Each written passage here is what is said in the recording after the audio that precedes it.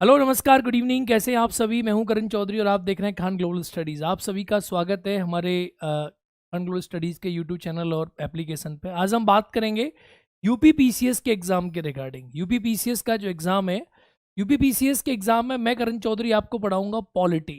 और पॉलिटी के सेक्शन में आपको क्या पढ़ना है, कैसे पढ़ना है, क्यों पॉलिटी इंपॉर्टेंट है, कितने क्वेश्चंस पॉलिटी से पूछे जाते रहे पिछले हमारे जो एग्ज़ाम है 2020 का, 21 का, 22 का, 23 का। तो इसका ट्रेंड एनालाइज करके मैं आपको समझाऊंगा कि पॉलिटी आपके एग्जाम के लिए क्यों इंपॉर्टेंट है। फिर हम बात करेंगे कि हमें पॉलिटी में क्या पढ़ना है, कैसे पढ़ना है, किस प्रकार से हमारी कक्षाएं चलेंगी और किस प्रकार से मैं पॉलिटी को आपको कवर कराऊंगा, एकदम फंडामेंटल से लेकर टॉप लेवल तक की आपकी पॉलिटी की स्टडी किस प्रकार से होगी। पॉलिटी के साथ साथ गवर्नेंस वाले पार्ट्स को भी हम डिस्कस यहाँ पर करने वाले हैं। मित्रों, अगर आप यूपी पीसीएस के एग्जाम को देखोगे तो 2023 का जो एग्जाम हुआ यूपी पीसीएस का, वो थोड़ा सा फोकस्ड एग्जाम रहा है और एक अलग पैटर्न जो है आप देखेंगे क्वेश्चंस का आपको देखने को मिलेगा। यूपीएससी की तरह ही एग्जाम का पैटर्न देखने को मिलेगा। तो हम बात करते हैं कि पॉलिटी का जो सेक्शन है, इस पॉलिटी के सेक्शन में प्रश्न कहाँ से पूछे गए हैं, कहाँ से पूछे जाते हैं, या क्या इसकी डायमेंशन रही है पॉलिटी की, इसके बारे में सबसे पहले हम बातचीत करते हैं। देखो, पॉलिटी में अगर आप देखोगे तो सबसे ज्यादा प्रश्न जो आए हैं, यानी अगर आप देखोगे प्रस्तावना का टॉपिक है, प्रियम्बल का टॉपिक है, तो आपका सिलेबस है एक प्रकार से पॉलिटी का कि हम क्या क्या पढ़ते हैं पीटी के एग्जाम में, हम क्या क्या पढ़ते हैं मेंस एग्जाम में। अगर मैं पीटी की बात करूं तो पीटी एग्जाम में हम क्या क्या पढ़ते हैं, तो प्रस्तावना के टॉपिक से हम पॉलिटी को स्टार्ट कर देते हैं। प्रस्तावना संवैधानिक विकास क्रम जो है उसका एक कम इंपॉर्टेंस रहता है, फिर भी हम उसके बारे में बातचीत करेंगे जब मैं आपको पढ़ाऊंगा। तो आपको संविधान सभा का निर्माण के बारे में पढ़ाऊंगा, संविधान सभा कैसे बनी इसके बारे में पढ़ाऊंगा, कैबिनेट मिशन प्लान से क्या क्या हुआ इसके बारे में पढ़ाऊंगा। उसके बाद हम आगे चल के संविधान सभा की पूरी फंक्शंस को पढ़ेंगे, फिर हम प्रस्तावना के टॉपिक पे चलते हैं जो कि हमारा कॉन्स्टिट्यूशन ऑफ इंडिया का टॉपिक है। मित्रों, तो प्रस्तावना के टॉपिक से जो प्रश्न आज तक पूछे गए हैं हमारी यूपी पीसीएस के पेपर में, अगर आप देखोगे तो 2020 में की प्रश्न इससे नहीं पूछा गया, 2021 में एक क्वेश्चन इससे पूछा गया है, 22 में नहीं पूछा गया और 23 में एक प्रश्न इससे आपको नहीं देखने को मिलेगा। ये एक ट्रेंड आपको यहाँ पर देखने को समझ में आ रहा है। इसके बाद संविधान सभा की बात करूं, संविधान सभा कैसे बनी, संविधान सभा की पहली बैठक कब हुई, दूसरी बैठक कब हुई, संविधान सभा में कितने व्यक्ति थे, संविधान सभा की स्रोत क्या क्या थे, हमारा संविधान कैसे कैसे बना, कितना पैसा खर्च हुआ, क्या प्रोविजंस रहे, कितनी कमेटीज ने कार्य किया, इन सारी चीज़ों के बारे में अगर मैं आपके सामने बात करूं संविधान सभा के रिगार्डिंग, तो आप ये पाएंगे कि संविधान सभा से ओवर एंड ऑल 2020 में देखोगे तो एक क्वेश्चन पूछने को मिला, 21 में 2 मिले, 22 में एक भी नहीं मिला और 23 में 2 क्वेश्चन आपको देखने को मिलते हैं। क्वेश्चन किस प्रकार से होते हैं कि संविधान सभा का निर्माण कौन से एक्ट के माध्यम से हुआ था, भारत की संविधान सभा का निर्वाचन किस प्रकार से हुआ था, संविधान सभा में कौन से व्यक्ति का चयन या इलेक्शन कहाँ से कौन लड़के आया था, संविधान सभा में कितने देशी राष्ट्रों से व्यक्ति थे, संविधान सभा की पहली बैठक कब हुई थी, संविधान सभा में विभिन्न प्रकार की समितियां बनी थी, झंडा समिति, मूल अधिकार समिति, अल्पसंख्यक समिति, इनके अध्यक्ष कौन हुआ करते थे, संविधान सभा की कार्यवाही कितने दिन तक चली, संविधान को कब स्वीकार किया गया, उद्देश्य प्रस्ताव कब आया। यह आपके सामने एक प्रश्न बनता है, बहुत ही बेसिक प्रश्न है कि संविधान सभा में प्रारूप समिति गठन कब किया गया था, कौन उसके अध्यक्ष थे, कौन इसके कितने मेंबर थे। इस प्रकार के प्रश्न जो हैं आपके एग्जाम में आपको देखने को मिल जाते हैं। अगर आप कहीं से भी देखोगे तो आपको समझ आ जाएगा कि आपको पॉलिटी कैसे पढ़नी है और क्या उसका एक सही तरीका होना चाहिए।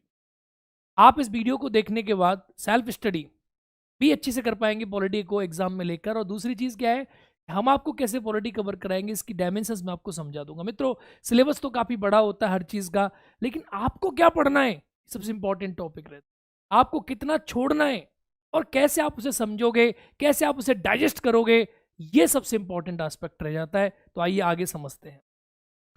यूनियन एंड स्टेट्स के बारे में अगर हम बात करें, संघ और उस राज्य क्षेत्र के बारे में बात करें जो हमारे संविधान का भाग 1 है, इसके बारे में अगर हम बात करें तो 2020 में एक भी क्वेश्चन नहीं था, 21 में एक क्वेश्चन था, 22 में नहीं था, 23 में भी नहीं था, लेकिन ये भी एक इंपॉर्टेंट सेक्शन रहता है।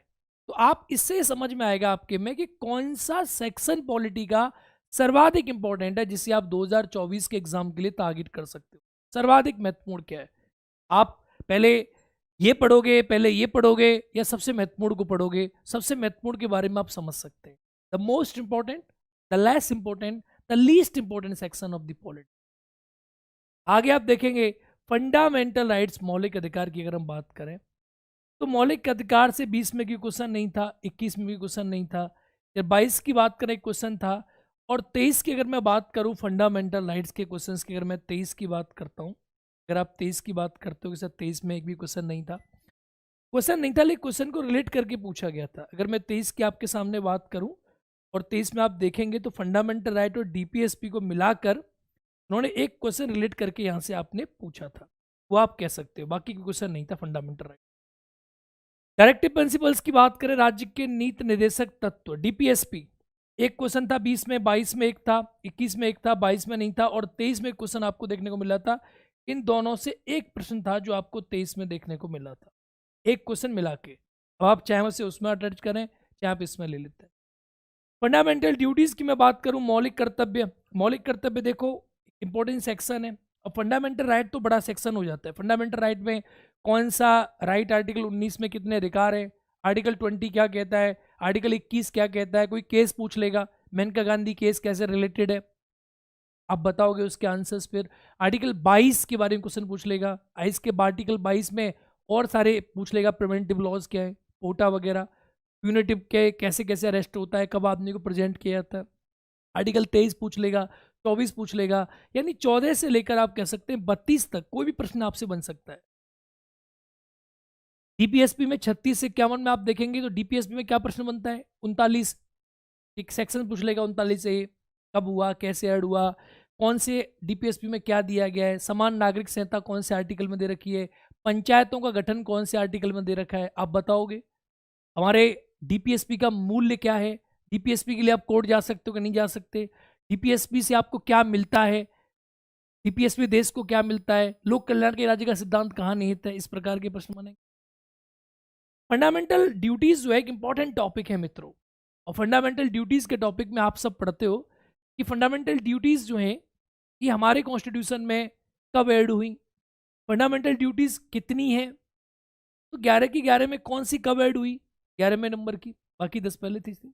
कौन सी समिति रिकमेंडेशन दी, कौन सी फंडामेंटल ड्यूटी क्या है कहती है, 7वें नंबर की ड्यूटी क्या है, 10वें नंबर की ड्यूटी क्या है, 11वें नंबर की ड्यूटी क्या है, 3rd नंबर की ड्यूटी क्या है, 5th नंबर की ड्यूटी क्या है, 6th नंबर की ड्यूटी क्या है। अब आपको लगेगा सर ये कैसे याद होंगी, ये मेरा काम है, आप धैर्य से सुनना, सब आपको याद होगा, एक एक ड्यूटी आप बता दोगे, एक एक राइट आप बता दोगे, एक एक डीपीएसपी आप समझा दोगे, पॉलिटी के उस्ताद आप बन जाओगे। इसके लिए मैं आपको पूरा आश्वस्त करता हूं कि पॉलिटी के सेक्शन में आपको 1% कोई टेंशन नहीं आएगी और अप्रोच भी आप पकड़ लोगे। इसके बाद आती है एग्जीक्यूटिव। देखो एग्जीक्यूटिव के दो पार्ट है, एक एग्जीक्यूटिव अगर भाग 5 की बात करोगे आप तो एग्जीक्यूटिव तो सेंटर की होगी भाग 5 में, और भाग 6 की बात करोगे तो कार्यपालिका राज्य की हो जाती है। तो अगर मैं भाग 5 की बात करूं तो भाग 5 में आपको सेंटर की एग्जीक्यूटिव देखने को मिलती है, संघ की कार्यपालिका। अब संघ की कार्यपालिका में आपको क्या क्या देखने को मिलेगा, इसमें आपको राष्ट्रपति के संबंधित प्रश्न बनता है, राष्ट्रपति हो गया तो 2020 में 2 क्वेश्चन बने, 21 में 1 क्वेश्चन बना, 22 में 2 क्वेश्चन बने, 23 में 2 क्वेश्चन बने। ये मोस्ट इंपॉर्टेंट टॉपिक है, आप ये कह सकते हो इंपॉर्टेंट टॉपिक है एग्जीक्यूटिव, क्योंकि इसमें प्रेसिडेंट रहता है, उपराष्ट्रपति रहता है, PM and council of ministers, प्रधानमंत्री, मंत्रिपरिषद, इसका ही सेक्शन है, इससे प्रश्न से एग्जाम में बनते हैं। आपका अटॉर्नी जनरल रहता है, business of the government of India इसी का पार्ट रहती हैं। यानी आप ये कह सकते हो मोटा मोटा कि 52 से लेकर 78 तक का सारा सेक्शन इसी का पार्ट है, केंद्रीय कार्यपालिका का, सेंट्रल एग्जीक्यूटिव का पार्ट है।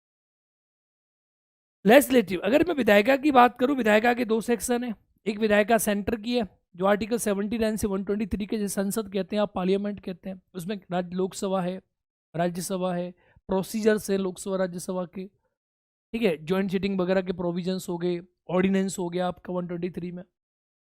इसे 2020 में 3 क्वेश्चन देखने को मिले, 21 में 4 मिले, 22 में 3 मिले, और 23 में 7 क्वेश्चन देखने को मिले। This is the most important section of.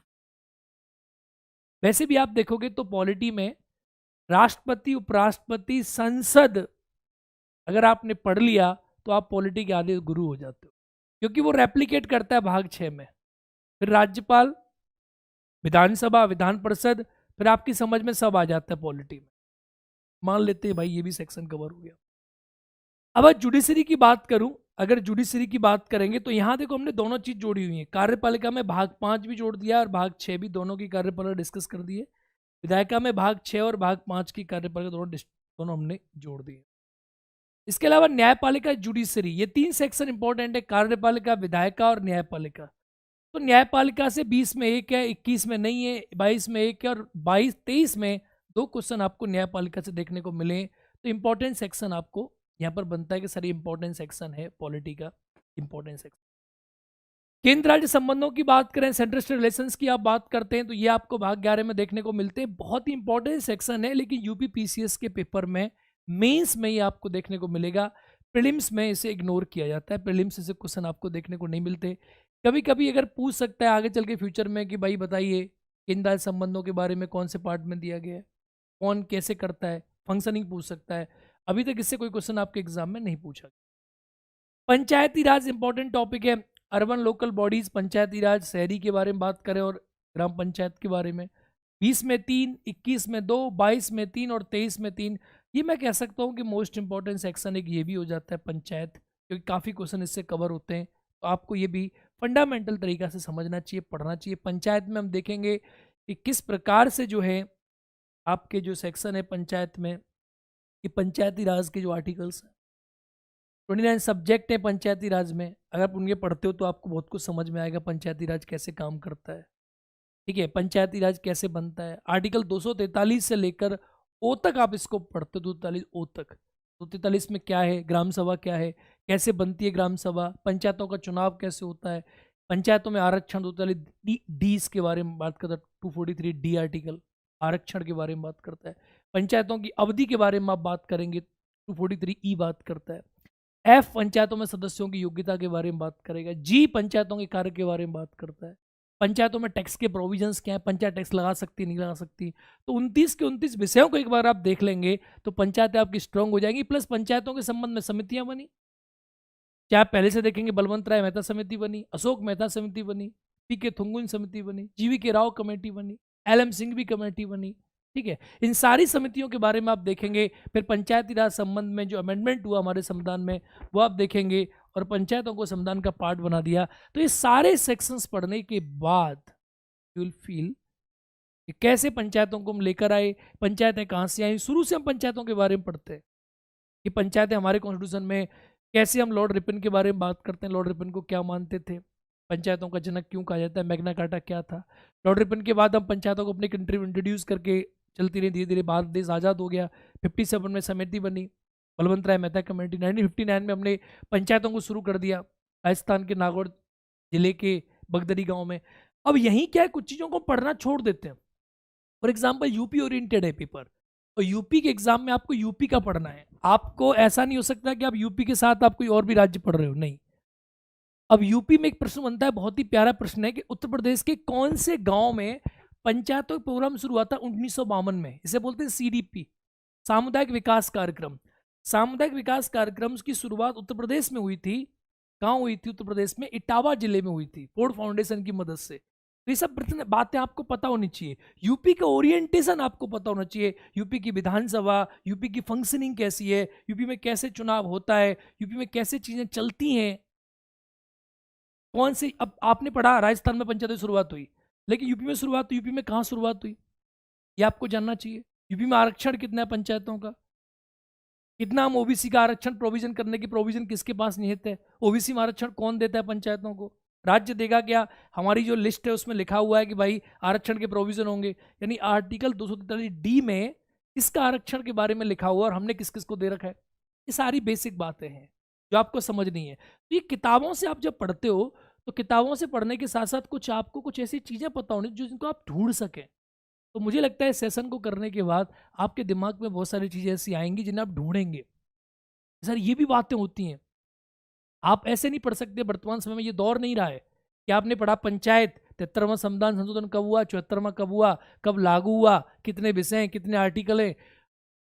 ये कंफ्यूजन अब नहीं, ये सब चीज़ें नहीं। अब आपको गहराई पढ़नी पड़ेंगी, कौन सा कार्यक्रम कब लागू हुआ, कहाँ कैसे लागू हुआ, क्या उसके प्रोविजंस थे, क्यों वो फेल हुआ, क्यों वो सक्सेस हुआ। और अब पंचायतों के प्रोविजन क्या है, पंचायतों के कितने विषय हैं, यूपी पंचायत के कौन से सब्जेक्ट हैं, उत्तर प्रदेश का पंचायत के बारे में क्या प्रोविजन है, ये सब पढ़ना पड़ेगा आपको। ये सारी चीजें आपको ध्यान देनी पड़ेगी। कॉन्स्टिट्यूशनल बॉडीज के बारे में बात करें, संवैधानिक निकाय, तो एक टॉपिक है हमारे संविधान में, जब आप पढ़ते हैं आप लोग को पढ़ाया जाता है संवैधानिक निकाय। फॉर एग्जाम्पल आप देखें election commission of India article 324, वित्त आयोग article 280, CAG article 148, attorney general article 76, SC commission, ST commission 338 है, ओबीसी कमीशन, राष्ट्रीय महिला आयोग, इन सब के बारे में आपको पढ़ना पड़ता है। संवैधानिक संस्थाएं, गैर संवैधानिक संस्थाएं जैसे नीति आयोग हो गया आपका, इसके बाद और स्टेचुटरी बॉडीज होती हैं जैसे मानव अधिकार आयोग हो गया, ये सब आपको पढ़ना पड़ेगा। इस सब के क्वेश्चन आपको एक क्वेश्चन मिलता है या 6 मिलते हैं या 2 मिलते हैं या एक क्वेश्चन 23 में मिलता है। मैं इसको आपको सेक्शनली याद करा दूंगा, बहुत आसान है ये।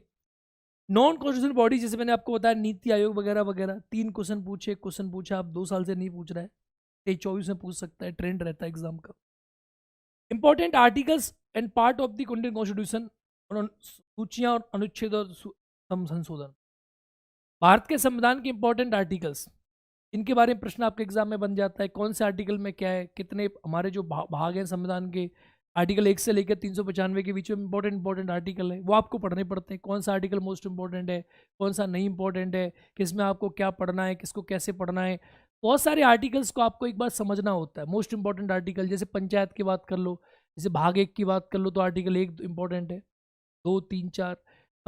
हमारी हमारी नागरिकता में देखो आप, भाग 2 में 5 से 11 के बीच में 5 इंपॉर्टेंट है, बाकी और भी 6, 7, 8 जो भी इंपॉर्टेंट है। मौलिक अधिकार पूरे इंपॉर्टेंट है, डीपीएसपी में बहुत सारे आर्टिकल इंपॉर्टेंट है। इसका राष्ट्रपति की बात करो आप, तो इंपॉर्टेंट जो आर्टिकल्स हैं, तो 150 आर्टिकल्स मैं आपको एक टर्म में कराऊंगा, 150 एक टर्म में कराऊंगा, 300 आर्टिकल आपको याद रहेंगे, ये मेरी आपको गारंटी है। लेकिन आर्टिकल से काम नहीं चलता, आप कॉन्सेप्ट साथ में पढ़ने पड़ते हैं, वो भी हम पढ़ेंगे, दोनों चीज़ों पर ध्यान देंगे। इलेक्शन पॉलिटिक्स सिस्टम, निर्वाचन राजनीतिक व्यवस्था, ये इंपॉर्टेंट है यूपी के सेक्शन के लिए, क्योंकि इसमें पॉलिटिकल सिस्टम के बारे में बात होती है, कैसे चल रहा है, कौन चुनाव हो रहा है, कौन पार्टी अभी चुनाव होगा तो कैसे कैसे होगा। तो ये महत्वपूर्ण आर्टिकल 5, 3, 3, 4, देखो ये सेक्शन बड़ा हो जाता है, क्योंकि इसमें क्या है, ये सेक्शन में अगर क्वेश्चन पूछा कि भारत के राष्ट्रपति कौन से आर्टिकल में दिए, तो राष्ट्रपति में भी चला जाएगा, ठीक है, और यहां भी चला जाएगा। आपसे पूछेगा कि इक्वलिटी बिफोर लॉ, समता का अधिकार कौन से आर्टिकल में, तो आर्टिकल 14 में मौलिक अधिकार में भी चला गया और वो यहाँ भी आ जाएगा, ठीक है। तो ये कोई ऐसा नहीं है, स्कैटर्ड नहीं है भाई, वो 395 चीज़ें आप वैसे ही पढ़ चुके होते हो, तो उसी के सेक्शन का पार्ट है ये, ठीक है। तो अगर आप टोटल देखोगे मित्रों, तो मैं टोटल पॉलिटी की बात करूँ, पॉलिटी का इंपॉर्टेंस क्या है, तो पॉलिटी में 2020 में 22 क्वेश्चन थे, 21 में 24 थे, 22 में 17 थे और 23 में आपके 22 क्वेश्चन थे। 20 में 22, 21 में 24, 22 में 17 और 23 में 22। आप ये मान के चलो कि आपके पीसीएस के पेपर में 22 क्वेश्चन आपके पॉलिटी से पूछ रहा है। अगर साथ में भाई साहब आपने पॉलिटी के साथ करंट अफेयर्स पढ़ लिया, तो आप ये मान के चलो कि 50 क्वेश्चंस का आप सीधा सीधा गेम कर देते हो। तो polity is the most important subject in UP PCS examination. अगर आप पॉलिटी को यूपी जीके के साथ पढ़ लोगे, जैसे क्वेश्चन इस बार एग्जाम में पूछा गया, इस बार एग्जाम की मैं अगर आपके सामने बात करूं, इस बार के एग्जाम को अगर आप देखोगे, इस बार के एग्जाम में एक चीज़ आपने नोटिस करी होगी, आप लोग एग्जाम देते हो, बार बार एग्जाम दे रहे हो, तो आप लोगों ने नोटिस किया होगा, तो उसमें आप देखेंगे उत्तर प्रदेश से क्वेश्चन पूछे गए थे, यूपी जी के क्वेश्चन पूछे गए थे, यूपी जीके के अंदर ही पॉलिटी आपको देखने को मिली थी, वो चीज़ इंपॉर्टेंट हो जाती है। तो अगर आप यूपी जी के करंट अफेयर साथ में पढ़ लोगे, तो ओवरऑल आपके 50 क्वेश्चन आपके सॉल्व हो जाते हैं पूरे पीसीएस के पेपर में, यूपी जी के पॉलिटी और जोड़ के अगर आप देख लो, तो काफ़ी इंपॉर्टेंट सेक्शन पॉलिटी का हो जाता है। तो पॉलिटी को आप बिंदास तरीका से पढ़ेंगे, मैं आपको पढ़ाऊंगा पॉलिटी, आप बिल्कुल अच्छे प्रकार से पॉलिटी पढ़ेंगे। तो आप देखेंगे ये आपने ट्रेंड एनालाइज कर लिया, ये अगर आपको आता है, अब आपको पता चल गया हो सर कौन सा इंपॉर्टेंट सेक्शन है। भाई पंचायत इंपॉर्टेंट सेक्शन है, संवैधानिक संस्था इंपॉर्टेंट सेक्शन है, सर अनुच्छेद इंपॉर्टेंट सेक्शन है, सर ये इंपॉर्टेंट है कार्यपालिका, विधायिका और न्यायपालिका और मौलिक कर्तव्य और संविधान सभा, सर इंपॉर्टेंट टॉपिक आपने हमें बता दिए। अगर मैं मेंस की बात आपके सामने डिस्कस करूं कि सर मेंस क्या है, देखो मेंस और पीटी का एक अलग डायमेंशन रहता है। The mains will be focused on object, PT will be focused on objective point of view, कि आपको टिक करना है, मेंस आपका क्या होगा, मेंस आपका कंसेप्चुअल पॉइंट ऑफ व्यू से चलेगा कि आपको मेंस पढ़ना है तो आपको कॉन्सेप्ट पता होना चाहिए, आप उसके बारे में लिखेंगे, इसका आंसर ये होगा, इसका आंसर ये होगा, इसका आंसर ये होगा, आपके मौलिक विचार क्या होंगे, आपकी आंसर राइटिंग स्ट्रेटजी क्या होगी, कैसे आप उसे फ्रेम करोगे, इंट्रोडक्शन क्या है, परिचय क्या है, इंट्रोडक्शन में आपको क्या लिखना है, आपको कैसे कैसे लिखना है। देखो मित्रों, एक बात आप याद रखो, जैसे मैं पॉलिटी पढ़ा रहा हूँ तो मैं अपनी सब्जेक्ट का एक्सपर्ट हूँ, सेकंड टीचर अपने सब्जेक्ट के एक्सपर्ट होंगे, ज्योग्राफी के, इकोनॉमिक्स के अपने सब्जेक्ट के एक्सपर्ट हैं, हर टीचर अपनी सब्जेक्ट के एक्सपर्ट होते हैं। जो विद्यार्थी तैयारी करते हैं वो सब सब्जेक्ट थोड़ी थोड़ी उन्हें समझ में आती हैं। जैसे आप पीसीएस पास करोगे तो आपको थोड़ी थोड़ी सब्जेक्ट सबकी जानकारी है, आप एक्सपर्ट नहीं बनोगे, आपको जानकारी सारी सब्जेक्ट की रहेगी कि थोड़ा थोड़ा आपको सब आता है, but you are not expert of any subject. तो मेंस में क्या करते हैं, मेंस में आपकी अप्रोच डेवलप करी जाती है, एक्सपर्ट नहीं बनाए जाते आप। अप्रोच कैसे आएगी आपकी, कि आप कैसे मेंस राइटिंग को करोगे, और आप उस अप्रोच के बेस पे आप पेपर पास करोगे, but not expert, paper pass करोगे, बस काम खत्म। तो देखिए, Indian constitution historical underpinnings, evolutions, features, amendment, significant provision and basic structures, इसके बारे में अगर हम बात करें, यानी कि भारतीय संवैधानिक ऐतिहासिक आधार कैसे डेवलप हुआ, संविधान का विकास कैसे हुआ, संविधान की विशेषताएं क्या हैं, संविधान में अमेंडमेंट कैसे होते हैं, महत्वपूर्ण प्रावधान क्या हैं, आधारभूत संरचना के बारे में सुप्रीम कोर्ट ने जो बात बोल रखी है, केशवानंदा भारती, इसके बारे में उच्चतम न्यायालय की भूमिका क्या है। इससे अगर आप देखोगे कि संविधान, हमारा संविधान सबसे बड़ा संविधान है विश्व का, के अंदर क्या खास है, संविधान के अंदर कौन सी चीज़ है, कौन सी चीज़ नहीं है, संविधान में हमने क्या दे रखा है, क्या नहीं दे रखा है, संविधान हमारा उधार का थैला क्यों है, संविधान की आधारभूत संरचना क्या है, केशवानंदा भारती केस क्या है, सर्वोच्च न्यायालय कैसे रिव्यू करके हमारे संविधान की रक्षा करते हैं, हमारे संविधान में क्या विशेषताएं हैं, सबसे बड़ा है तो क्यों है, हमारे संविधान में तीनों बॉडीज के बीच में, कार्यपालिका, न्यायपालिका, विधायिका के बीच में संतुलन किस प्रकार से स्थापित किया गया है। इन सारी चीजों के बारे में डिटेल थॉरो डिस्कशन जो है हम लोग करते हैं। ठीक है, तो इससे आप देखें क्वेश्चन नंबर 1 क्वेश्चन मिला आपको, यहाँ देखेंगे 8 नंबर, ये देखो क्वेश्चन, तो ये क्वेश्चंस के नंबर्स आपको यहाँ मेंशन कर रखें, इससे आपको क्वेश्चन देखने को 22 में 2 क्वेश्चन, 21 में 1 क्वेश्चन, 20 में 1 क्वेश्चन, इस प्रकार के प्रश्न आपको देखने को मिलते हैं। तो यहाँ मेंस के टॉपिक हैं, जब आप पढ़ोगे मेंस में तो कैसे पढ़ोगे, अब आपने पीटी में पढ़ लिया कि हमने ऑस्ट्रेलिया से ये लिया, अमेरिका से ये लिया, हमने ब्रिटेन से ये लिया, तो अब एक स्टेटमेंट निकल के आता है कि भाई इंडियन कॉन्स्टिट्यूशन उधार का थैला है। अब आप उसे बताओगे कि भारतीय संविधान उधार का थैला कहा जाता है, लेकिन ऐसा नहीं है, हमने अपने संविधान में जरूरत के हिसाब से चीजें ली हैं।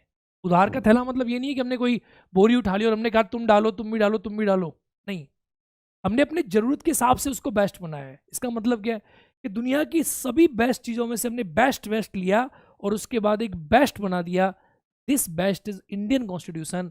तो यू कैन नॉट से it is a borrowed bag, नहीं, आप कैसे कह सकते हो कि भाई उधार का थैला है, हमने बेस्ट चूज किया है। अगर आपको घर बनाना है, आपने बोला कि भाई इसकी सीलिंग अच्छी है, इसकी प्लास्टर अच्छा है, इसकी डिजाइन अच्छी है, इसकी ये अच्छी है, इसका अलमीरा अच्छा है, इसकी वॉशरूम अच्छी है, तो आपने चूज कर ली।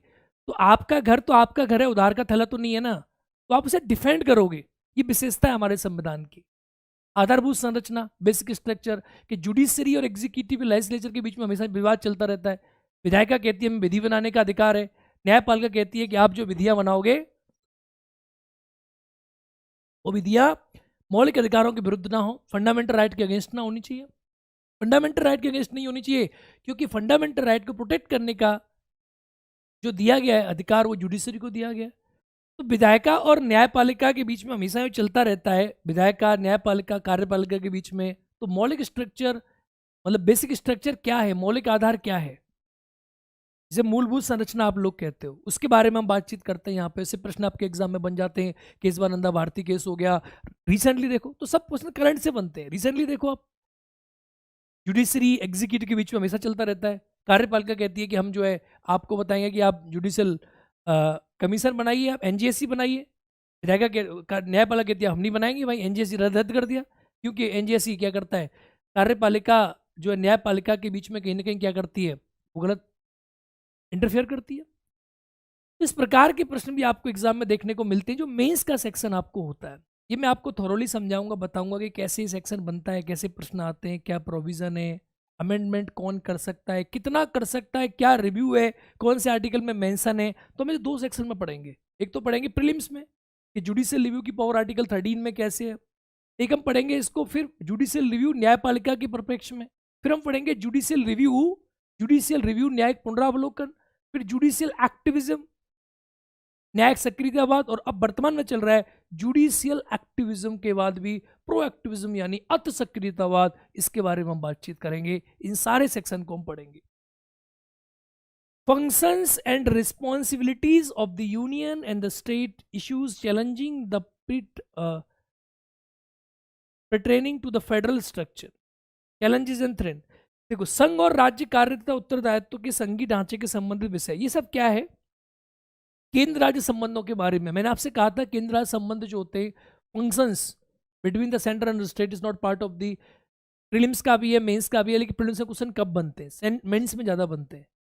केंद्र राज्य संबंध, अब केंद्र राज्य संबंध के बीच में संघीय ढांचा हो गया भारत का, कैसे चल रहा है, केंद्र के पास कितने विषय हैं, राज्यों के पास कितने विषय हैं, संघीय ढांचे को कैसे आप बचा रहे हो। अंतर्राज्यीय परिषद के बारे में प्रश्न यहाँ से बन जाते हैं, इंटरस्टेट काउंसिल के बारे में प्रश्न बन जाते हैं, उनके बारे में आप पढ़ोगे। आप पढ़ोगे कि वर्तमान समय में संघीय ढांचे क्या क्या चुनौतियां हैं, चैलेंजेस क्या फील कर रहा है सेंट्रल स्टेट रिलेशंस के बीच में, क्या क्या चैलेंजेस हैं हमारे कंट्री में। भाई केंद्र राज्यों को पावर दे रहा है कि नहीं दे रहा, राज्य क्या चाह रहे हैं, ये चैलेंजेस क्या है वर्तमान में, इसके बारे में हम पढ़ेंगे। केंद्र के पास ज़्यादा पावर है, गवर्नर की नियुक्ति केंद्र करता है, राज्यों को इंस्ट्रक्शन केंद्र देता है, केंद्र पूरी पावर रख के अपने पास, बट राज्यों के पास कोई पावर ही नहीं है। बहुत सारे मुख्यमंत्री ऐसा कहते हैं, ममता बनर्जी कहती हैं, दिल्ली के मुख्यमंत्री साहब इस बात को बार बार कहते हैं। तो ऐसा क्या है, संघीय ढांचे का मतलब क्या, एक्चुअल में इंडिया फेडरल है कि क्वासी फेडरल है, इसके बारे में हम बातचीत करते हैं मेंस के पॉइंट ऑफ व्यू से। अब ये क्या, ये टॉपिक आप प्रीलिम्स में पढ़ोगे, लेकिन प्रीलिम्स में आप जब पढ़ोगे तो आर्टिकल 1 पढ़ोगे आप, और मेंस में जब आप पढ़ोगे तो यहाँ केंद्र संबंधों के बारे में प्रॉपरली थॉरोली पढ़ोगे, इन चीज़ों को आप जानोगे। ठीक है, आगे बढ़ेंगे। वित्त के हस्तांतरण की चुनौतियां, यानी सेंटर, आप सभी जानते हैं कि हमारे कंट्री में जो पैसा आता है वो सेंटर के पास आता है, सेंटर के पास टैक्स लगाने की पावर ज़्यादा है, सेंटर के पास पैसा आता है। Centre on the recommendation of article 220 मतलब 280 में हमारा जो वित्त आयोग है, वित्त आयोग के बेस पर हमारा जो सेंटर है वो राज्यों को पैसा देता है। ठीक है, जब पैसा देता है तो कितना पैसा देना है राज्यों को, कितना नहीं देना है, इसके बारे में जो बातचीत आपको देखने को मिलती है, ये भी आपको कहाँ मिलेंगी, ये भी आपको सब इसी पार्ट में सॉल्व कराने के लिए मिलती हैं। तो ये भी हम यहीं पे सॉल्व करेंगे क्या क्या प्रोविजंस है। रोल ऑफ फाइनेंस कमीशन, लो आ ही गया, अलग से क्वेश्चन डाल दिया कि केंद्र राज्य में वित्तीय संबंधों में आयोग की भूमिका क्या है, कितना रिकमेंडेशन कर रखी है वर्तमान में, एक क्वेश्चन पूछा गया 20 में 22 में, और क्या रिकमेंडेशन है, इसकी रिकमेंडेशन माननी चाहिए कि नहीं माननी चाहिए, कितना पैसा केंद्र से राज्यों को मिल रहा है, ये संघीय ढांचे में इसकी क्या भूमिका है, इसके बारे में बातचीत करेंगे। शक्तियों का पृथक्करण, सेंट्रल स्टेट के बारे में, इसके बारे में बात करेंगे। विवाद निवारण क्या है, वैकल्पिक विवाद का निवारण कैसे होता है, उसका प्रयोग कैसे होता है, इमरजेंसीज, इश्यूज, ऑल्टरनेटिव्स कि कौन निवारण करता है, सुप्रीम कोर्ट के पास क्या क्या पावर है, केंद्र राज्य के मध्य के जो विवाद होते हैं, तो इंटरस्टेट काउंसिल होगी, इंटरस्टेट रिवर डिस्प्यूट हो गया, बॉडी होगी, इन सब के बारे में हम इन चीज़ों को पढ़ते हैं, थॉरोली समझते हैं कि इसमें क्या क्या प्रोविजंस हैं। देखो यूपीपीसीएस का जो सिलेबस है ना, वो ठीक है, यूपीएससी की तरह है, लेकिन आसान है, आप समझो इस बात को। अब आप सब्जेक्ट एक्सपर्ट ने बन के अगर आप टॉपिक्स को बेसिकली समझ लो किसी सब्जेक्ट एक्सपर्ट से, तो आपके लिए बहुत इंपॉर्टेंट चीज़ें आपको निकल कर सामने आ जाती हैं। क्योंकि एग्जाम में, मैं बार बार एक बात बोल रहा हूँ आपको, एग्जाम आपने पास कर लिया तो आप थोड़ा थोड़ा जानते हो विषय को, 25% जान के आपने 100% कर लिया और आपने एग्जाम क्वालिफाई कर लिया, लेकिन आप 100% ज्ञाता एक सब्जेक्ट में नहीं। ठीक है, तो आपको उस तरीका से अपने आप को प्रिपेयर करना है कि आप 100% कैसे अपने आप को बनाओगे 25% करके, लेकिन अब 25% में आपको कमी ना छोड़ दो कि आपको एक चीज, अब ये सब सब्जेक्ट अपने आप में 100% हो गया, अब ऐसा नहीं कि आपने एक सेक्शन बहुत अच्छे से पढ़ लिया, फंडामेंटल राइट, बाकी आपने छोड़ दिए। तो यही सेक्शन मैं आपको समझाने की कोशिश कर रहा हूँ, मेरा इसमें लंबा एक्सपीरियंस रहा है, मैं बहुत लंबे समय से पढ़ा रहा हूँ, आप लोग देखते रहते होंगे मेरे वीडियोस, तो आप यकीन मानिए कि आपको बेहतरीन जो है इसमें चीज़ें समझ में आएंगी बढ़िया तरीका से। इसके बाद अगर आप देखेंगे तो भारतीय संविधान की योजना की अन्य प्रमुख लोकतांत्रिक देशों के साथ तुलना, comparison of the Indian constitution schemes with the other major democratic countries, यानी भारत में कोई चीज चल रही है, इसे कंपैरेटिव पॉलिटिक्स कहते हैं, तुलनात्मक राजनीति, कि भारत में कुछ चीज चल रही है, भारत में क्या चल रहा है, भारत में जैसे पंचायती राज चल रहा है, कोई हमने योजना चलाई, हमने मनरेगा चलाया, हमने अपने कंट्री में और भी कोई चीज चल रही है, लोकपाल चल रहा है, तो ये विदेश के साथ कैसे आप कंपेयर करके पढ़ोगे, how you will compare with the foreign countries, important section है। ठीक है, ये क्वेश्चन इससे बनते हैं, बना नहीं है लेकिन इंपॉर्टेंट है। इसके बाद आप देखेंगे तो parliament, state legislature, structure, functioning इनकी कैसे चलती है, संसद के कार्य कैसे होते हैं, राज्य की विधायिका कैसे कार्य करती है, इनकी संचालन की शक्तियाँ क्या हैं, विशेषता क्या है, विशेषाधिकार क्या है, इनके विषय क्या हैं, इससे क्वेश्चन आपको एग्जाम में देखने को मिल जाते हैं। फॉर एग्जाम्पल पार्लियामेंट्री प्रोविजंस क्या क्या हैं, पार्लियामेंट की फंक्शनिंग कैसे चलती है, लॉ मेकिंग पावर्स कैसे है, राज्य कैसे लॉ बनाता है, राज्य किन विषयों पर लॉ बनाता है, संघ किन विषयों पर लॉ बनाता है, ये सारी बातों के बारे में आप चीज़ों को पढ़ोगे और जानोगे। ठीक है, कितनी विषय संघ के पास है, कितनी विषय राज्य के पास है, लॉ बनाने की पावर राज्यों की कम क्यों है। आपको पता है आर्टिकल 200 के पास गवर्नर के पास मिल जाता है, तो गवर्नर उसे रिजर्व कर सकता है प्रेसिडेंट के लिए, कैसे कर सकता है, तो क्यों इतनी कम पावर राज्यों के पास, इन सारी बातों को डिस्कस करेंगे। प्रश्न इस प्रकार के आपको एग्जाम में देखने को मिलेंगे। Structure, organisation and function of the executive and the judiciary. कार्यपालिका, राज्य की कार्यपालिका में आप देखोगे राज्यपाल आता है, मुख्यमंत्री, मंत्रिपरिषद आता है। केंद्र की कार्यपालिका में प्रधानमंत्री, राष्ट्रपति, उपराष्ट्रपति, मंत्रिपरिषद आता है। तो इनके फंक्शंस कैसे चलते हैं, कैसे ये लोग काम करते हैं, क्या इनके पास पावर्स हैं, क्या इनके पास शक्तियां हैं, क्या राष्ट्रपति कर सकता है राज्यों के संबंध में, और क्या राष्ट्रपति कर सकता है केंद्र के संबंध में। राज्यपाल के पास कितनी पावर है क्षमादान की, राष्ट्रपति के पास कितनी पावर है क्षमादान की, किसके पास ऑर्डिनेंस की पावर है, किसके पास पावर बड़ी है। इसका आर्टिकल 123 राष्ट्रपति का, उसका आर्टिकल 213, इसका आर्टिकल 72 राष्ट्रपति का, उसका आर्टिकल 161। तो अटैच करके आपको चीज़ों को पढ़ना है, समझना है और जानना है कि कैसे इनकी फंक्शनिंग चलती है, कैसे इनके स्टैंडर्ड हैं। गवर्नमेंट प्रेशर, प्रेशर ग्रुप्स, ये देखो बड़ा ही टॉपिक है, इंपॉर्टेंट टॉपिक है, हर बार एग्जाम में पूछा जा रहा है आजकल। दबाव समूह, एक प्रेशर ग्रुप्स आपने सुने होंगे। ये क्या होते हैं कि आप सरकार पर दबाव बना के अपने कार्य करवा लेते हो। ऐसा बहुत सारा आजकल चल रहा है कि आप मजदूर संगठन देखो, किसान मजदूर संगठन देखा आपने उत्तर प्रदेश में ही, बड़ा आंदोलन हो रहा था इसका, मतलब नेशनल लेवल पर आंदोलन हुआ किसान विधेयक का, लेकिन वो प्रेशर ग्रुप ही तो है। किसान क्या है, तो प्रेशर ग्रुप ने अपनी बात मनवा ली। तो प्रेशर ग्रुप की फंक्शनिंग कैसे होती है, कैसे बनाए जाते हैं, क्यों काम करते हैं, डेमोक्रेसी में इनकी रिक्वायरमेंट क्या होती है, इनके रोल्स क्या होते हैं, डिस्कस करेंगे। Formal informal association of their role in the polity, ये हम डिस्कस कर लिया। पब्लिक इंटरेस्ट लिटिगेशन, पीआईएल, जो कि आप जानते हैं जस्टिस पीएन भगवती, पीआईएल। जिससे जुडिशरी के बारे में हम पढ़ते हैं बहुत सारी चीज़ें कि भाई पीआईएल के माध्यम से आपको न्याय जल्दी कैसे मिल रहा है। एक कॉन्सेप्ट है कि जस्टिस डिलेड, जस्टिस डिनाइड, न्याय में अगर देरी तो न्याय मतलब नहीं है। तो कैसे आपको न्याय जल्दी मिल रहा है, पीआईएल के माध्यम से न्याय जल्दी मिल रहा है, कैसे फैमिली कोर्ट बने हुए हैं, कैसे आपको सस्ता न्याय मिल रहा है, कैसे आप न्याय की अप्रोच कर सकते हो, कैसे आप न्याय ले सकते हो। जुडिशरी आपको न्याय देने की क्या क्या नए नए तरीके ढूंढ रही है। आजकल आप देख रहे हो कि आप अखबार में छाप दो, न्यायपालिका खुद डिसीजन ले ली, सुमोटो इसे कहते हैं आप। तो सुमोटो एक्शंस क्या होते हैं, इसके बारे में बातचीत करेंगे। पीआईएल का प्रोविजन क्या है, इसके बारे में हम बातचीत करेंगे। ठीक है, तो मुझे लगता है कि मोर और लेस हम काफ़ी सारी चीज़ें जो है पढ़ लेंगे, काफ़ी सारी चीज़ें हम समझ लेंगे। इस सब की आप बिल्कुल भी टेंशन ना लें, ये सब मेरा काम है and I will make you understand. क्या फंडामेंटल आपके एकदम क्लियर कर देंगे, क्या होता है फैमिली कोड, क्या होता है सुमोटो, क्या होता है पीआईएल, पब्लिक इंटरेस्ट लिटिगेशन के प्रोविजंस क्या है। पीटी और मेंस दोनों की पॉइंट ऑफ व्यू से इंपॉर्टेंट हो जाता है।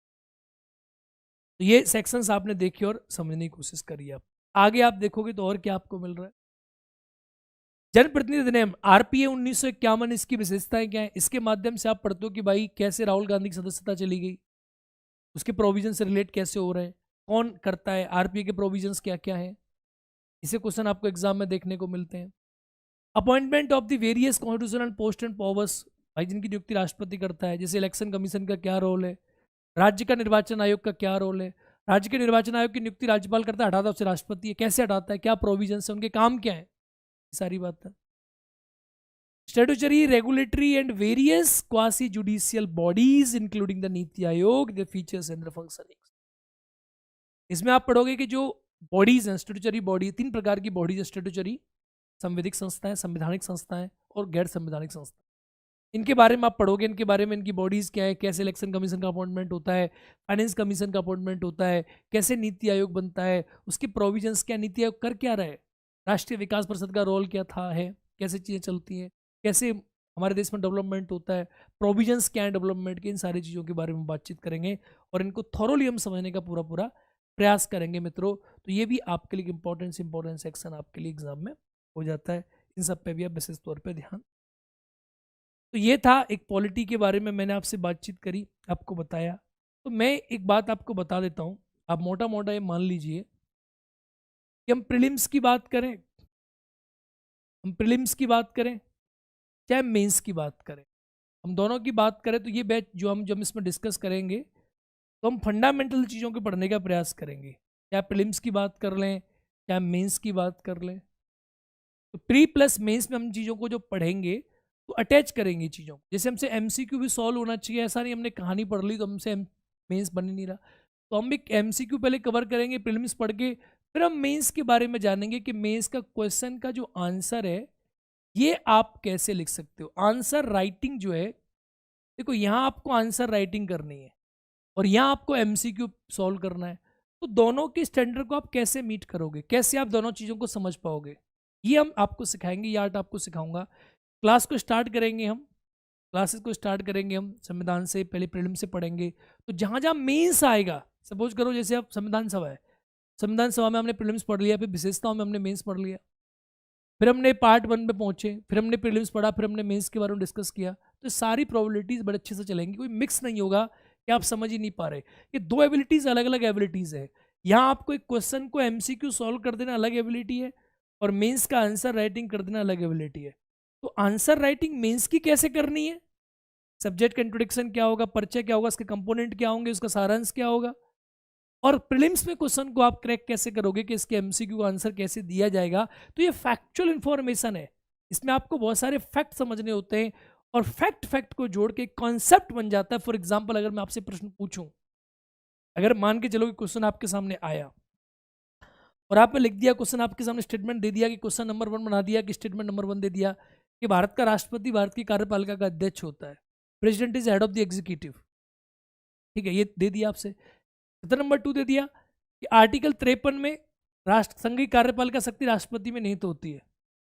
कथन नंबर आपको 3 दे दिया, प्रधानमंत्री का कर्तव्य है कि संघ के सभी कार्यों की सूचना राष्ट्रपति को दे, और यहां उसने आर्टिकल मेंशन कर दिया साथ में और लिख दिया यहां पर कि भैया आर्टिकल 77 है। 3 नंबर कथन दे दिया। अब 4 नंबर कथन दे दिया आपको कि संघ की कार्यपालिका के सभी कार्य प्रेसिडेंट के नाम से होते हैं, all the functions of the union government सभी राष्ट्रपति के नाम से होते हैं। यहां आपको आर्टिकल उसने दे दिया 78। अब आप देखेंगे यहाँ 53 आर्टिकल उसने मेंशन कर दिया और यहाँ आपने बताया, उसने बताया कि राष्ट्रपति जो है ये कार्यपालिका की जो शक्ति, एग्जीक्यूटिव पावर जो है वो राष्ट्रपति में निहित होती है। अब एक क्वेश्चन उसने बना दिया, स्टेटमेंट हो गए 3। अब यहाँ उसने ऑप्शन दे दिए ए, बी, सी और डी। अब आपसे पूछ रहा है कौन से स्टेटमेंट ठीक है। क्वेश्चन आपको लगेगा बड़ा हैवी क्वेश्चन है, बड़ा हैवी क्वेश्चन है। अब इसी प्रश्न को अगर आप देखोगे तो इसका आंसर जब आप सॉल्व करोगे तो आपको क्या महसूस होगा, भाई राष्ट्रपति संघ की कार्यपालिका का शक्तियां निहित है, एकदम सही बात है। 53 आर्टिकल में दिखाया कि शक्तियां निहित होंगी, ये भी सही है। लेकिन पीएम की ड्यूटी 77 में नहीं है और राष्ट्रपति के नाम से कार्य होते हैं 78 में, दोनों उल्टा लिखा हुआ है। ये यहां आएगा और ये यहां आएगा, दोनों स्टेटमेंट गलत हो गए आपके। तो आंसर हो गया पहला, दूसरा। अब ये आपने प्रीलिम्स में पढ़ा, आपने कहा कि सर मुझे तो आर्टिकल याद नहीं थे। अब इसी को जब मेंस में लिखोगे तो मेंस में क्वेश्चन क्या बनेगा, इसी से क्वेश्चन बनेगा मेंस में और आपसे पूछेगा कि भारत में राष्ट्रपति, पूछ लेगा भारत में राष्ट्रपति संघ की कार्यपालिका का, लिख देगा संघ की कार्यपालिका का प्रमुख है, पर राष्ट्रपति की भूमिका घर में बुजुर्ग की भांति है, बुजुर्ग की भांति है। अब लो, भांति है, अब आपको इसका आंसर देना है। राष्ट्रपति की भूमिका बुजुर्ग की भांति है, तो जब बुजुर्ग की भांति आप लिखोगे राष्ट्रपति की भूमिका, तब आप ये बताओगे कि भाई पीएम है, वो सारे काम करता है, राष्ट्रपति के नाम से करता है। तब आप इस आंसर को जब लिखोगे मेंस में, अब इस आंसर को लिखते समय मेंस में आपको यू हैव टू डिस्कस, तब आपको यहाँ आर्टिकल, मैं आपको बता रहा हूँ कितनी भी कहानी लिख लो आप, आर्टिकल 52, आर्टिकल 53, आर्टिकल 52, 53 के बाद आप देखेंगे तो आर्टिकल 74, 75 ये एडिशनल हो गए और 77 और 78 इनका आपको प्रयोग करना पड़ेगा। इन आर्टिकल्स के अलावा इस प्रश्न को आप लिख नहीं सकते मेंस में। तो फैक्ट जरूरी है, ये लोग कहते हैं कि फैक्ट जरूरी नहीं है। आजकल आप एग्जाम का ट्रेंड देखो, यूपीएससी का ट्रेंड देखो आप, तो पीसीएस का भी ट्रेंड देख लो आप। तो फैक्ट जरूरी है। जो पीटी में आपने फैक्ट पढ़ा कि 77 में क्या लिखा है, 78 में क्या लिखा है, वो आप यहां भी मेंशन कर दोगे। और राष्ट्रपति कार्यपालिका का अध्यक्ष है, उसमें लिखा है कार्यपालिका शक्तियों का प्रयोग अपने प्रधानमंत्री मंत्रिपरिषद के माध्यम से करता है, यह आपने पढ़ दिया, लिख दिया। उनकी नियुक्ति राष्ट्रपति करता है, ये भी आपने लिख दिया। प्रधानमंत्री का कर्तव्य है कि राष्ट्रपति को सभी कार्यों की सूचना देता है राष्ट्रपति को, तो ये 78 लिख दिया आपने। संघ के सभी कार्य जो है राष्ट्रपति के नाम से होते हैं, आपने 77 लिख दिया। और इस आधार पे आपने डिस्कस करके बता दिया कि राष्ट्रपति संघ की कार्यपालिका का प्रमुख है, इसकी भूमिका लेकर बुजुर्ग की बात है, क्योंकि भारत में संसदीय प्रणाली है, parliamentary form of the democracy, और यहां पर देश के 2 प्रमुख होते हैं और राष्ट्रपति नामात्र का प्रमुख होता है, प्रधानमंत्री वास्तविक प्रमुख होता है। लेकिन मित्रों, आपने क्या नोटिस किया कि मैंने क्वेश्चन बनाया प्रीलिम्स का और अटैच कर दिया मेंस के साथ। यही खासियत है। अगर आप ऐसे नहीं पढ़ते हो, अगर आप पढ़ते कैसे, आपने कहानी पढ़ ली, आपको एक भी आर्टिकल नहीं मालूम, आपको कहानी मालूम है, होता है, तो पॉलिटी में कुछ होता नहीं है। पॉलिटी में 395 आर्टिकल्स हैं और वो संविधान है हमारा। संविधान के बेस पे आपको चीजें बतानी है, करनी है, अपने अकॉर्डिंग देखना है। होता कुछ नहीं है, होता है, लिखा है, होगा, कहानी है नहीं, आपको 0 नंबर देगा। आपको कहानी पता है, वेरी गुड, कहानी के साथ आपको आर्टिकल्स पता है, इट इज मोस्ट इंपॉर्टेंट, बहुत ज्यादा अच्छा है। फिर आप कहानी को लिखना जानते हो और प्लस में आर्टिकल जोड़ देते हो तो आप पास हो गए पॉलिटी सेक्शन में। ये है। तो फैक्ट भी जरूरी बेस्ड है, बिना फैक्ट के आप कॉन्सेप्ट लिख ही नहीं सकते। और कॉन्सेप्ट देखो, फैक्ट आर्टिकल नहीं पता, आपको कॉन्सेप्ट पता है, तो आप कमजोर हो। तो इस कमजोरी को आपको दूर करना है, ठीक है। तो मैं आपको सारी चीजें समझाऊंगा साथ में। और जो बच्चे इस क्लास को देख रहे होंगे, जो मुझसे बीपीएससी में पढ़े, उनकी समझ आ रहा होगा कि सर ये बिल्कुल आपने ठीक बताया, सर ने इसी अप्रोच के साथ हमें पढ़ाया भी है। तो ये प्रीलिम्स और मेंस, ये आप मान लो, तो यहां आपको ये सिखाना है कि बेटा इस क्वेश्चन के ऑप्शंस को आपको कैसे तोड़ना है, कि पहले कौन सा करेक्ट है, दूसरा कौन सा गलत है, तीसरा कौन सा सही है। संघीय कार्यपालिका, अब यहाँ वास्तविक लिखा होता तो ये क्वेश्चन ये गलत हो जाता स्टेटमेंट। यहाँ लिखा है संघीय कार्यपालिका शक्ति राष्ट्रपति में निहित है, तो ये सही है। और वास्तविक शक्ति राष्ट्रपति में तो गलत हो गया, प्रधानमंत्री में निहित है वास्तविक शक्तियां। तो ये छोटी छोटी बारीकियां जो मैं आपको सिखाऊंगा, समझाऊंगा, इससे आप पीआई ये तोड़ोगे, प्रीलिम्स के एमसीक्यू तोड़ोगे, और इसी कॉन्सेप्ट को मेंस में जब एप्लीकेबल करोगे तब आप चीज़ों को समझोगे। Gentleman, you are welcome in the batch of UPPSC. Foundation batch में आपका स्वागत है। आप की समझ में बहुत सी चीज़ें आ चुकी होंगी। मैं हूं करण चौधरी और एक बार आप सभी का फिर से स्वागत और अभिनंदन करता हूं। आप सभी बैच के साथ जुड़िए और बेहतरीन तरीक़ा से तैयारी करते हैं यूपीपीसीएस एग्ज़ाम की। और यूपी के विद्यार्थियों के लिए एक बहुत बड़ा तोहफा खान सर ने दिया है। मैं खुद यूपी से हूँ और मैं ये चाहता हूँ कि यूपी के लिए ये क्रांति जो आई है, ये क्रांति जो है एकदम आपके सिलेक्शन की क्रांति होनी चाहिए। अगली बार जब हम 2025 का डिस्कशन करेंगे तो 2024 का रिजल्ट आ चुका होगा और आपकी क्लास में से ही, भाई मेरे अपने सब्जेक्ट की गारंटी लेता हूँ मैं, प्रीलिम्स और मेंस में मेरी सब्जेक्ट के क्वेश्चन सारे आएंगे, जैसे मैं पढ़ाऊंगा एज इट इज आएंगे। और बाकी टीचर्स हमारे बेहतरीन हैं, उम्दा हैं, एक्सपीरियंसड हैं। अगले हम कोशिश करेंगे अगली बार जब आप लोग का जब पेपर हो 25 का, तो आप में से अधिकांश बच्चे एसडीएम डीएसपी हों। और वो एक क्या है कि आप एक ब्यूरोक्रेट बन रहे हो, वो एक सब्जेक्ट एक्सपर्ट की रिक्वायरमेंट नहीं है। बहुत सारे बच्चों का प्रश्न रहता है कि सर जो है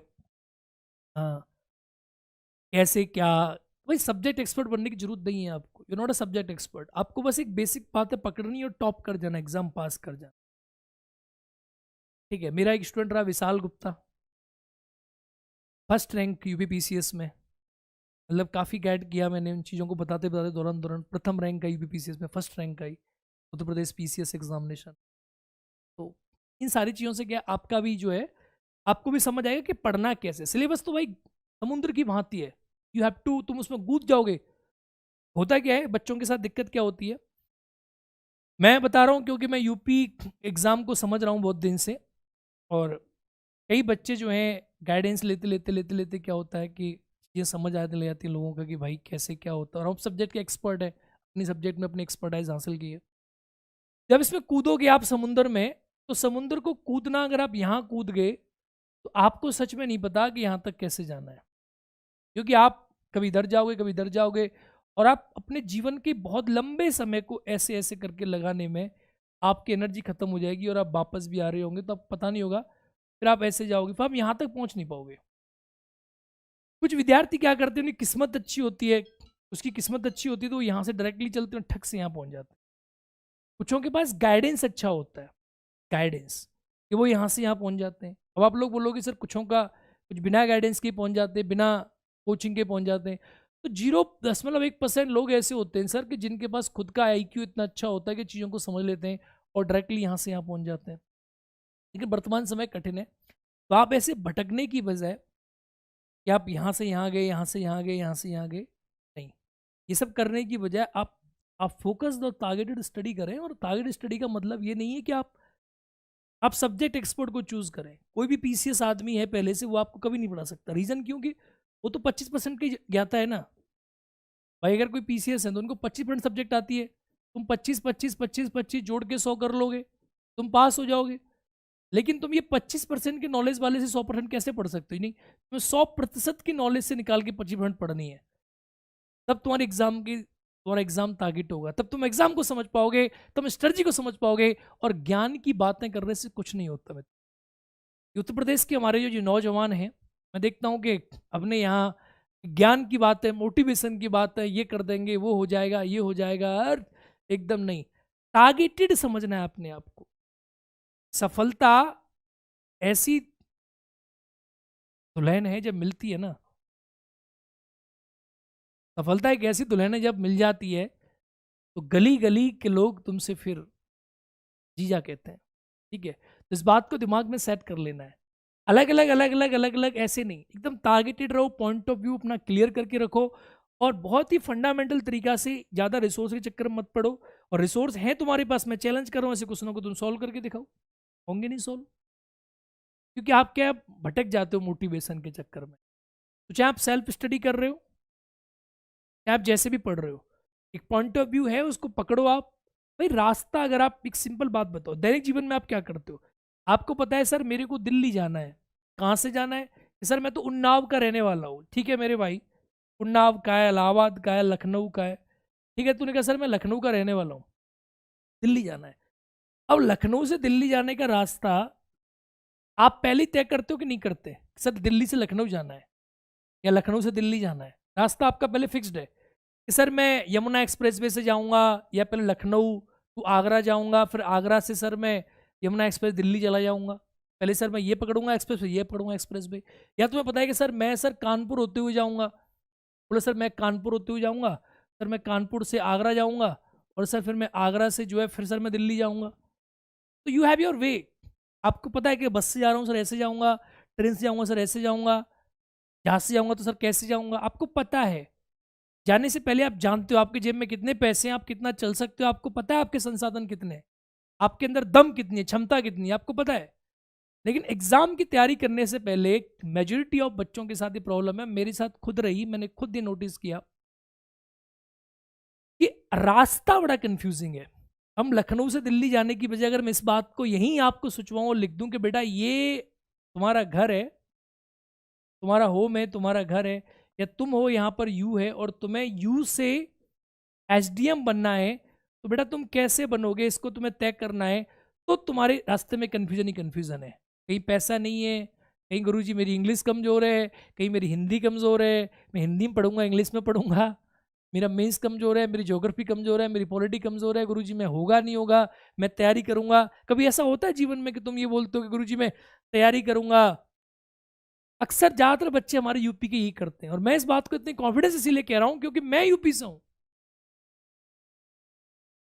ज़्यादातर बच्चे क्या करते हैं, सर यहाँ से निकले, सर मैं तैयारी करूंगा PCS की, लेकिन सर दरोगा तो बना ही जाऊंगा, ऐसा ही तो बन जाऊंगा। भाई ये अलग है। तुमने कभी ऐसा किया, तुमने कभी लिखा है कि सर मैं दिल्ली जाना है मुझे, लेकिन सर दिल्ली नहीं जा पाया तो कोई बात नहीं, मैं तो कानपुर ही उतर जाऊंगा? ऐसा कभी होता है? ऐसा तो नहीं होना चाहिए। तो तुम्हारा रास्ता एकदम तय रहना चाहिए कि तुम्हें दरोगा बनना है, दरोगा बनो, PCS बनना है PCS बनो। दोनों के रास्ते अलग अलग है यार।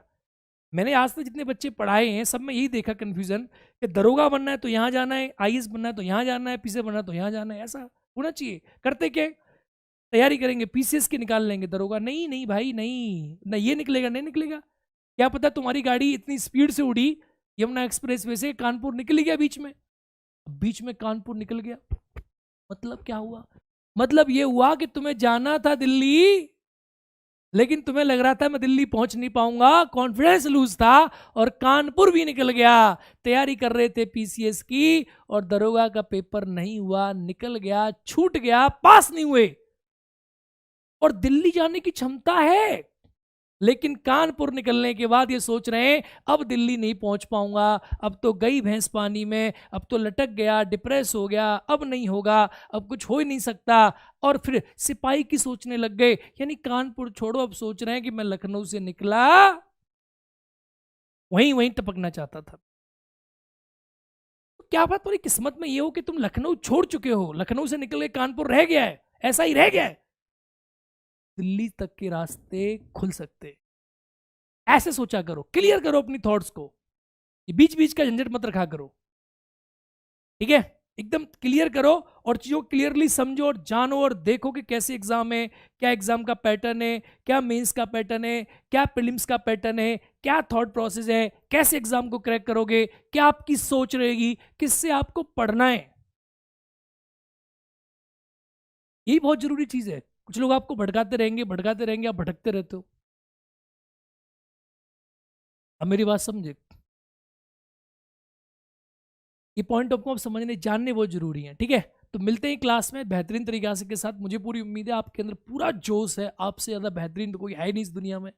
You are the best person born in the world. तो दुनिया के सबसे बेहतरीन आदमी हो जो पैदा हुए हो, तुम्हारे अंदर पूरी क्षमता है सब कुछ करने की। और मुझे ऐसा लगता है कि मैं अपने साथ आपको जोड़कर आपकी सक्सेस को आप तक पहुंचाऊंगा, और आप सक्सेसफुल बनोगे और अपने समाज नाम कर रोशन करोगे। मित्रों, इसी के साथ क्लास को समाप्त करते हैं। जय हिंद, नमस्कार दोस्तों।